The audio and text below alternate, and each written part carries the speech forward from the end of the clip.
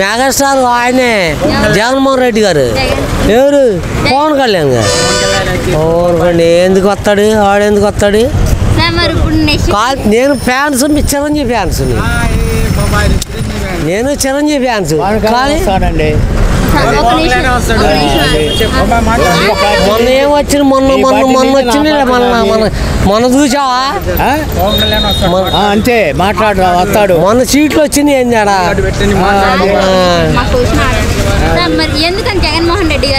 మాకు అభిమానం. మాకు అంతకుముందు కాంగ్రెస్ అమ్మా. మేము రాజశేఖర రెడ్డి ఉండే కాడ నుండి మేము కాంగ్రెస్. ఇప్పుడు మళ్ళీ జగన్మోహన్ రెడ్డి. మా అంతే ఆయనే.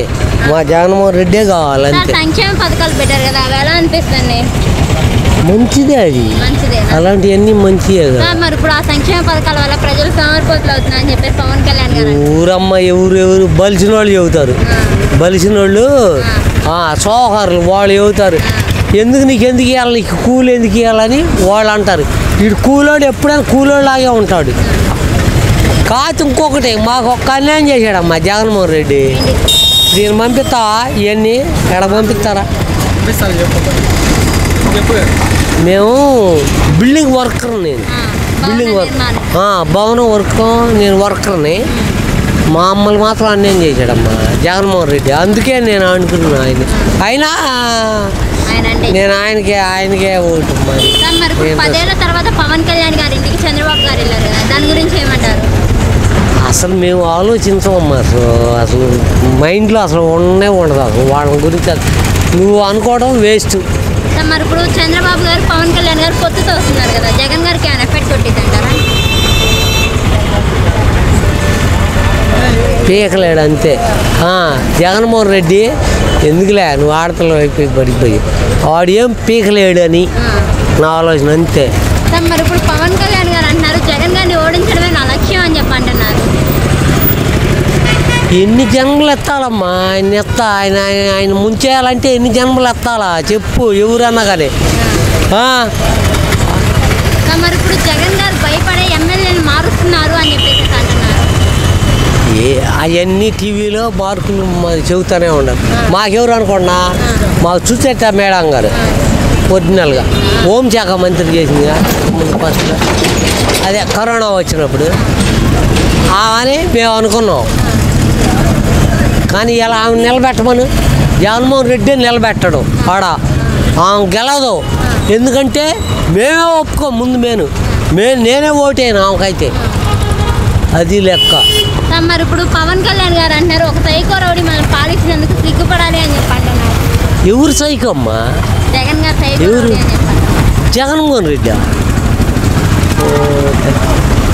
యోనంలో ఆడ వాళ్ళకి కిడ్నీలు వ్యాధి వచ్చి వాళ్ళ యోనం 700 కోట్ల రూపాయలు డబ్బులు ఖర్చు పెట్టింది జగన్మోహన్ రెడ్డి. అబ్బా 2 రూపాయలకి 20 లీటర్లు ఇచ్చేవాడంగా ఇస్తే సరిపోయిద్దిగా అని అంటున్నాడు. అట్టంటే అట్ట కుదిరిద్ది. నువ్వు ఎన్నాళ్ళు ఇస్తావు? ఎంతకాలం పోషించాలి నిన్ను? మరి ఇప్పుడు నువ్వెంత నీ స్థాయి ఎంత జగన్ అని చెప్పి పవన్ కళ్యాణ్ గారు అంటున్నారు. ఎవరు స్థాయి? జగన్ గారి స్థాయి ఎంత అని చెప్పి పవన్ కళ్యాణ్. అమ్మా ఓట్లేదు రేపు.